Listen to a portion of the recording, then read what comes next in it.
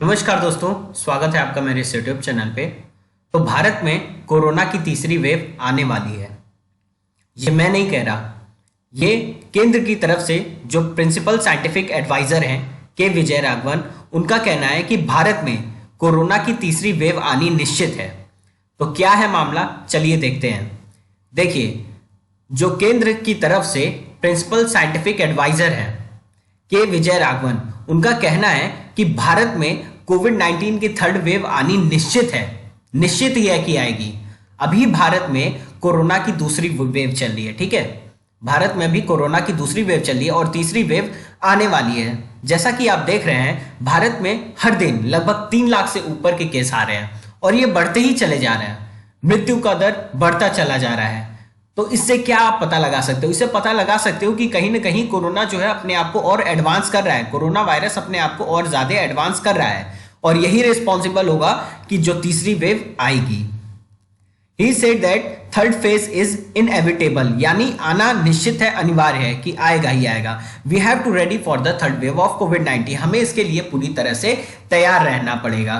अब ये कितना खतरनाक है इसको भी जान लीजिए। देखिए, जो पहले का वायरस है उसके कंपैरिजन में जो तीसरी वेव आएगी उसमें जो वायरस है उसमें ट्रांसमिशन की दर बढ़ जाएगी, संक्रमण की दर बढ़ जाएगी।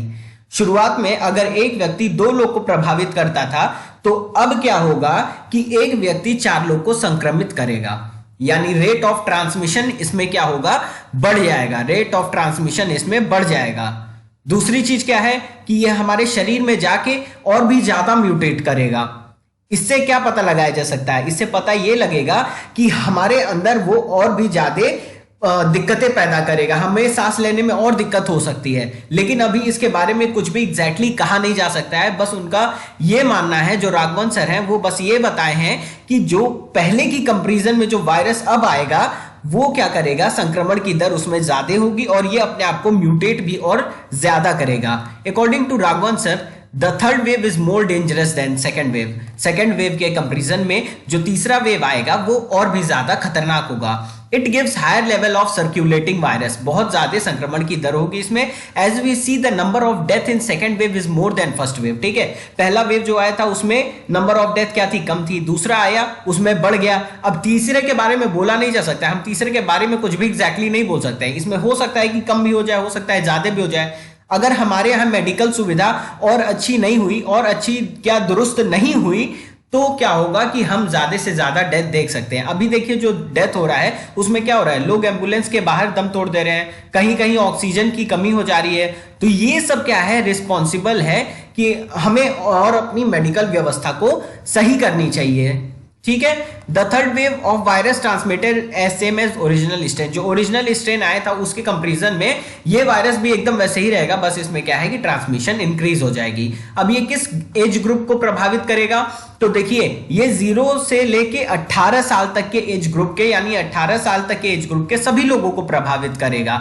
इसकी सबसे बड़ी खास बात यह है, इससे हो सकता है कि बच्चे भी प्रभावित हो जाएं और 90 साल से ऊपर तक के लोगों को भी ये प्रभावित कर सकता है। तो इससे हम ये कह सकते हैं कि लगभग ये सभी एज ग्रुप को प्रभावित करेगा। इसलिए हमें बच के रहने की जरूरत है, हमें अपने आप को सेफ रखने की जरूरत है। अब ये तीसरी वेव क्या पहले भी आ चुकी है? जी हां, यूनाइटेड किंगडम में B117 म्यूटेशन सबसे पहले पाया गया था और यही थर्ड वेव के लिए रिस्पॉन्सिबल था। तो यानी थर्ड वेव जो है सबसे पहले ब्रिटेन में देखा गया था और वहां पे ये पाया गया था। देखिए, यूनाइटेड किंगडम में भी ये देखा जा रहा है कि रेट ऑफ ट्रांसमिशन वहां भी बढ़ रही है। इसमें बता रहे हैं कि पहले की कंपैरिजन में 50% मोर ट्रांसमिटेबल था, ठीक है, और भी ज्यादा वो संक्रमण की दर को बढ़ा दे रहा था। यानी एक आदमी 2 को संक्रमित कर रहा था, अब एक आदमी 4 को संक्रमित करेगा। इसके अलावा Germany, France, Italy, Poland, Netherlands, Canada में भी क्या है कि थर्ड वेव देखी जा चुकी है। तो अब उम्मीद है कि पूरी कि भारत में भी अब ये थर्ड वेव देखी जा सकती है। तो अब इससे कैसे हम बच सकते हैं? तो देखिए, कोई भी वेव आए, थर्ड आए, फोर्थ आए, फिफ्थ आए, इसमें सबसे पहले हमें अपने मास्क को लगाए रखना है। पहले फर्स्ट वेव में क्या हुआ कि हमने सिंगल मास्क का यूज किया, सेकेंड वेव में हमने 2 मास्क का यूज किया, अब थर्ड वेव आएगा तो हमें वहां पे ट्रिपल मास्क को यूज करना पड़ेगा। और अपने साथ अपने जेब में सैनिटाइजर लेके चलिए, कहीं किसी चीज को छूते हैं तो तुरंत हाथ को सैनिटाइज कर लीजिए। अपने सोशल डिस्टेंसिंग को आपको मेंटेन करना पड़ेगा, ठीक है, सोशल डिस्टेंसिंग को भी आपको क्या है, मेंटेन करना पड़ेगा। हर शनिवार रविवार में क्या करिए, अपना घर सैनिटाइज करते रहिए। In home isolation use medicine according to the government guidelines, जो भी गवर्नमेंट ने गाइडलाइन दी है कि अगर आप होम आइसोलेशन में हैं तो आपको इस मेडिसिन को यूज करना है, तो आप उस मेडिसिन को यूज कीजिए, डॉक्टर के कांटेक्ट में बने रहिए। सैनिटाइज योर हाउस प्रॉपरली, अपने हाउस को सैनिटाइज कीजिए। और सबसे बड़ी चीज जो थर्ड वेव में है कि आपको अपने बच्चों का ख्याल रखना पड़ेगा, आपके घर में जो बुजुर्ग हैं उनका आपको ख्याल रखना पड़ेगा।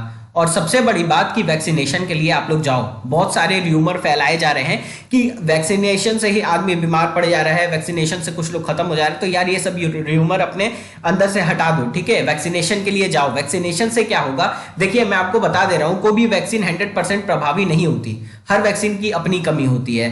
तो ये अगर आप वैक्सीन लगवाओगे तो उम्मीद है कि आपको संक्रमण होगा लेकिन आप मरोगे नहीं, आप ठीक रहोगे। तो इसलिए वैक्सीनेशन के लिए जाओ।